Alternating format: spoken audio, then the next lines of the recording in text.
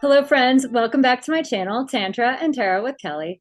Today, we're going to be talking about the full moon in Gemini, which will be exact December 7th, 2022 at 9:08 p.m. Mountain Time at 16 degrees of Gemini. Yeah, this will be our last full moon of 2022. So it's been a very interesting long year for many of us. I'd like to go ahead and start by saying thanks so much to my subscribers. You are helping me make this channel happen, and I really appreciate it. So let's talk a bit about this moon cycle. This lunation will be conjoined Mars at 16 degrees, which sets up for some possible fireworks. After a dreamy time with Mars retrograde square Neptune, some areas of life just may feel like they are circulating rather than moving forward in a linear fashion. During this lunation, because Mars is going to be there, I guess, aggravating the moon a little bit, watch for some of that exacting language and confusion with this energy. It could feel like some white lies and misleading information, especially since we just had Neptune station to go direct on December 4th, and that will be square our full moon. I'm doing some shuffling here with the Golden Universal Tarot. I'm going to cut the deck, and then I will also take a card from the Animal Spirit deck, the Moonology deck, our Archetype deck, and the I Ching today. So at the bottom of the deck, when I cut, I've got the Four of Swords. Could feel like we need to take a little rest right now. I do know that this Neptune slowing down and stationing direct energy and the Mars retrograde has made me feel a little bit like taking a nap. So others may be feeling that way as well, or just taking a pause to do some meditation. So with Mars conjunct the moon on this lunation, be sure to slow down and think about your responses at this time and make sure they are not trigger reactions. Also watch for others who may be acting two-faced at this time. Stay grounded and watch your emotions in ego, not to perpetuate old stories, reactions, or martyrdom, which could help if we are getting into some kind of heated discussion. We also have Venus in Sagittarius square Jupiter at the last degrees of Pisces, which can provide for some positive feelings and expansive energy, and may be beneficial for love or money. So how does the lunation feel to me? Well, it does feel like two steps forward and one step back. With the Mars retrograde and mutable energy and all that is going on at this time, we may feel like our efforts are not moving us ahead as quickly as we would like. However, since this moon is ruled by Mercury, expressing how you feel may feel more important right now. So getting things off your chest could be nice to clear any air and or lighten your mental load. But just be prepared to stick to your path and goals and stay in your own lane and be flexible but honest. As the mutable cross can pull you away from your goals, just be sure to not get wound up in any distractions. So regardless of where you're at today, just be proud of your journey and all that you've committed to get to this point and this year. I'm proud of what it's taken me to get to this point here. Despite some challenges and setbacks, I'm going to stick to my goals, and I encourage you to do the same. So let's see what we have here. Well, our main energy is the Seven of Pentacles, past energy, Seven of Cups, current energy, Queen of Cups, future energy, Knight of Pentacles. I love this beautiful Knight of Pentacles card in this deck. So what else do we got? Our Moonology card we have is a personal issue reaches resolution, full moon in Cancer. The Animal Spirit card I have is the Earthworm. Let's see here. And then we have two cards for the I Ching. The first one I pulled is number 39, Temporary Obstacles, and number 22, Beauty. So we will see how all those come into play, as well as our archetype card here, which is Gossip, which I do feel fits pretty well for these energies right now. So, all right, where are we headed with this moon cycle?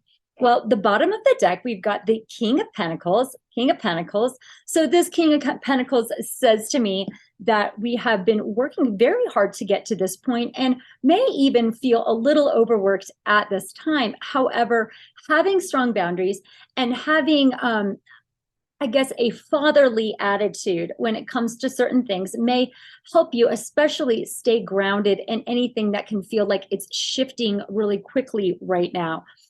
Either way, with the Sagittarian energy, as it teaches us to be patient, that is exactly what we are going to have to do.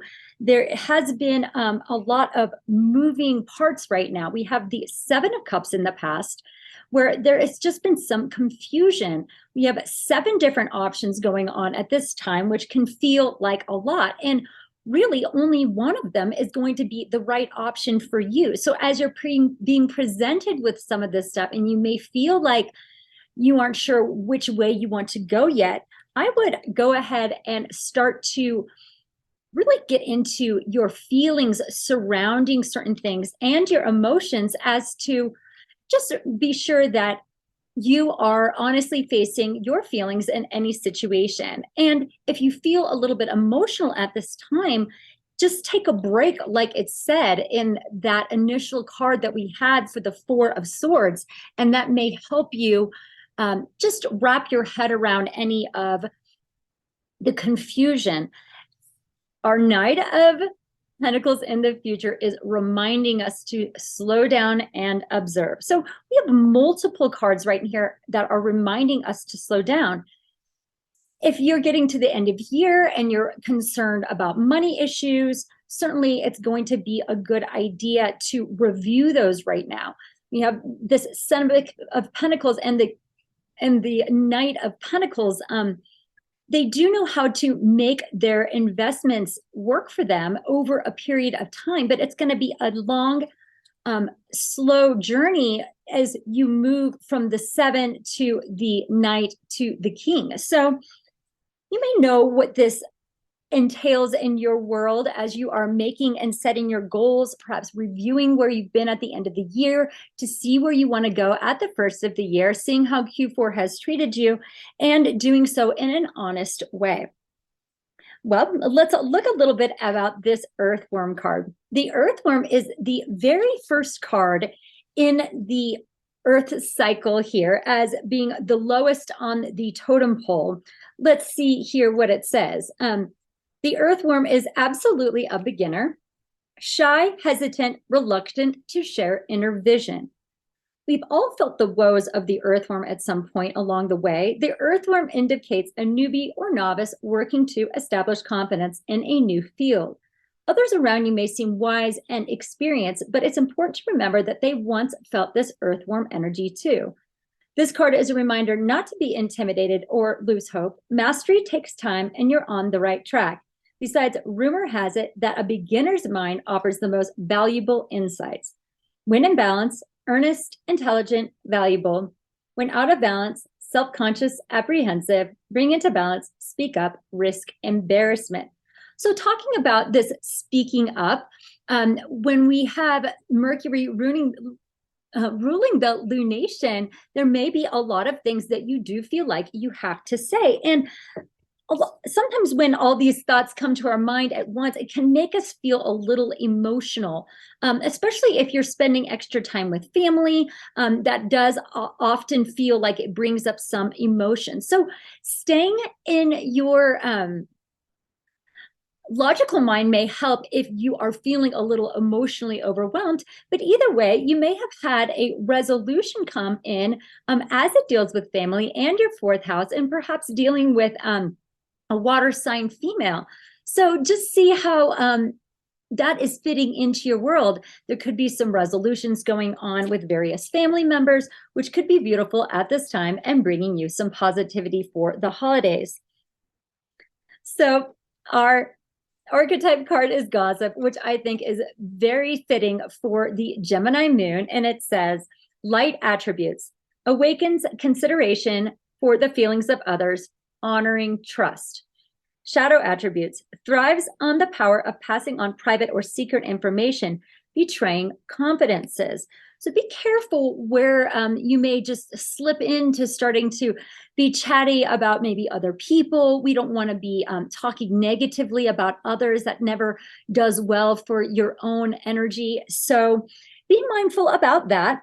It may also just be some lighthearted conversations regarding catching up with others that you haven't seen in a while over the holiday time. Well, I'm going to talk a bit about these I Ching cards. I'm going to put this on pause for just a moment so I can get the book. Thank you for waiting. All right, here we are. Temporary obstacles, number 39. In the course of trying to reach a goal or fulfill an ambition, temporary obstacles will invariably present themselves. This is not always a bad thing. Obstructions, difficulties, and even setbacks can eventually be overcome and become assets. Without irritating grains of sand, oysters would never make pearls. The obstacles pointed here are not permanent, yet they are in the way for the time being. When a large boulder falls in the middle of your route, it is best course of action to usually go around it rather than to try to move it out of the way. Temporary obstacles need to be seen for what they are, temporary, and not allowed to be take on too much significance. A positive aspect or even the most difficult stumbling block is that can cause a person to turn inward, gaining greater depth of character and self-knowledge. So as you're coming upon these obstacles that may be just presenting you some challenges, taking the time to slow down, to meditate, to go inward, and to determine how to get around them in the most mature and graceful fashion, which could be extra challenging if you have a lot on your plate, but be sure to stay patient and stay grounded as all of this confusing energy may be going on at the time. So let's look at number 22, and then we will read the two lines that are intersecting on the cards. All right, number 22 is grace and beauty. A splashy sunset bathes the mountains in soft radiance, and the light of a full moon dances on the surface of a rippling river. Grace and beauty adorn the natural world. Grace is neither an all-powerful force nor an essential or fundamental thing. By itself, it is a form without content. Yet, grace brings artistic expression into the world and enhances the quality of our lives. Grace brings success in small matters.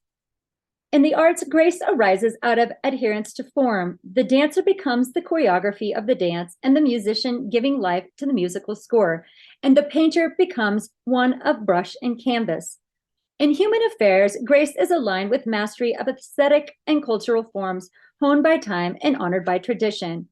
Though appreciated graceful forms in human culture, we apprehend the pure beauty of ideal, a life raised above the struggle for survival. Possession of grace, like the bearing of a beautiful gift to a party, can add stature to those in humble positions. Take care to lend grace and dignity to small matters while giving the weight of deep and careful consideration to matters of greater consequence. Though artistic flair should not be confused with true substance, it can take one far in this world. So how does the beauty that you are bringing into this world help inspire others right now that may help bring them out of any depression they may be feeling right now, any type of anger or confusion? Perhaps that is you going out and just decorating your house and your tree and trying to bring more life into things. And even while doing that, you may still hit some obstacles and it could still be frustrating.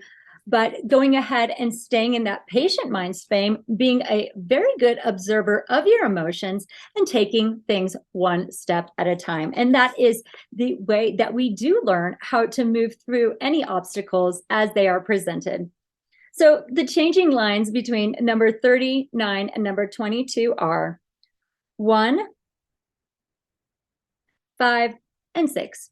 So let's read 39. Line 5 for a special message. All right, here we are. 39, line 5. In true emergencies, one should not wait to devise a cautious strategy or enlist the support of others before taking action. In such cases, immediate action precedes strategy. And your resolute spirit will spur others into pitching in too. Acting boldly when action is called for brings good fortune, like our King of Pentacles here. At times like this, it is better to be 51% right in your efforts to surmount the obstacle than 100% wrong in your choice not to deal with it.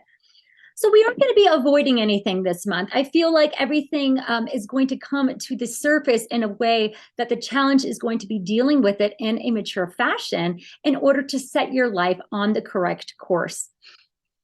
Thanks so much for joining me today. We're going to keep it fairly short, but I just wanted to let you all know that as we are talking about goals and moving forward in the new year, my goal for this channel is to continue creating content that reflects the current astrology and gives uplifting encouragement through tarot and other cards.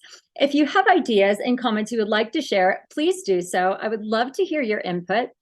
And I am here to support the community with positive messages. So thanks so much for your support, your likes, your subscribes, and for those who enjoyed my content and shared my videos. I really appreciate it.